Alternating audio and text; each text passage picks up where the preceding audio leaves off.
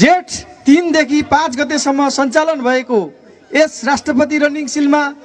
हामीले विभिन्न प्रकारका विभिन्न तहबाट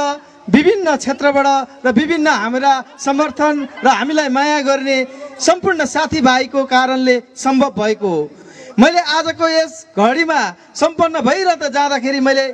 हाम्रा विभिन्न निकाय, सुरक्षाकर्मी, स्वास्थ्यकर्मी, निर्णायक, रेफ्री सबैजनाले जुन एउटा अहम भूमिका निभाउनु भएको छ,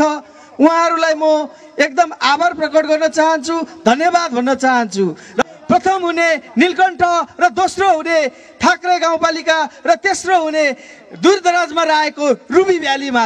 म एकदमै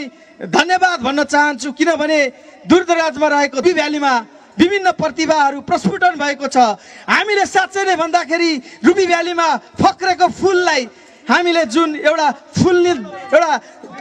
अवसर दिएको छ, साँच्चै भन्दाखेरि हामीले आज जुन हिसाबले एउटा तिनै ठाउँका चाहिँ एउटा पालिकाहरूले जितिँदाखेरि हामीलाई साँच्चै नै गौरव महसुस भएको छ। राष्ट्रपति रनिङ सिल गर्नु चान्चुने कुरा होइन र हामीले राष्ट्रपति रनिङ सिल गरिरहँदाखेरि विभिन्न अवरोध समस्या विभिन्न कुराहरूलाई झेलेर आज जुन हिसाबले हामीले नीलकण्ठ नगरपालिकाको व्यवस्थापनमा हामीले खेलकुद विकास समितिको प्राङ्गणमा जुन हिसाबले व्यवस्थापन भयो, साँच्चै नै भन्दाखेरि धादिङमा खेलकुदमा एउटा नयाँ आयाम थपिएको छ। साँच्चै नै मैले नेतृत्व लिएर आउँदाखेरि जुन हिसाबले खेलकुदमा एउटा छलाङ मारेको छ र धादिङको प्रतिभा र धादिङका खेलाडीलाई मैले एउटा हौसला बढाउनलाई मैले हाम्रोलाई भन्दा पनि राम्रोलाई चाहिँ चान्स दिएको छु र उहाँलाई अवसर पनि दिएको छु। साँच्चै नै भन्दाखेरि म आफै स्वयं खेलाडी भएको हिसाबले भनिन्छ नि, हामीले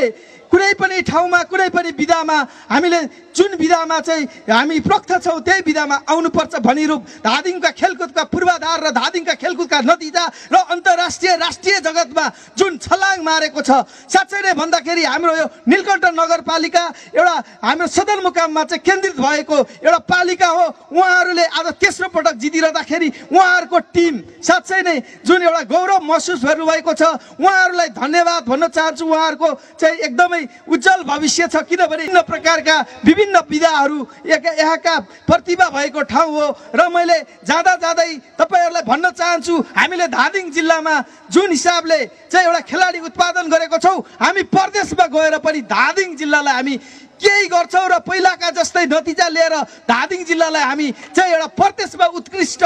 चाहिँ एउटा जिल्ला बनाउने प्रण गर्दछु। र जाँदा जाँदा मैले अहोरात्रमा खट्नु हुने सम्पूर्ण महानुभाव र मेरा चाहिँ हामीलाई जुन अग्रजहरूले अभिभावक हुनुहुन्छ, जुन हाम्रो नीलकण्ठ नगरपालिकाले एकदमै व्यवस्थापन गर्नुभयो, सहयोग गरिदिनु भयो, उहाँको टिमलाई आभार प्रकट गर्दै खेलकुद विकास समितिका हाम्रो सबै परिवार उहाँहरूलाई एकदम धन्यवाद र कृतज्ञता जनाउँदै आगामी दिनमा हामी खेलकुदका कार्यक्रमलाई फेरि सँगसँगै जोड्ने, हातेमालो गर्ने र यहाँका विभिन्न विकासका क्रम भङ्गसँगै खेलकुदमा जुन नीलकण्ठले गरेका योगदान साँच्चै नै श्रद्धेय छ भन्दै म तपाईँहरूलाई धेरै समय लिन्न र आज भनिरहँदाखेरि हामीलाई धेरै चाहिँ एकदम थकान लाग्दको साथसाथै खुसी पनि छौँ, किनभने विभिन्न वाद विवादका बावजुद पनि हामीले खेलकुद सम्पन्न गरेको हो। र सबै निकायलाई धन्यवाद भन्दै केही कुरा बोल्दाखेरि भुलचुक हुन सक्छ, केही कुरा चाहिँ धेरै राखेमा किनभने मलाई एकदमै ओभर एक्साइटेड भइरहेको छु, किनभने खेलकुद सम्पन्न भइरहेको अवस्थामा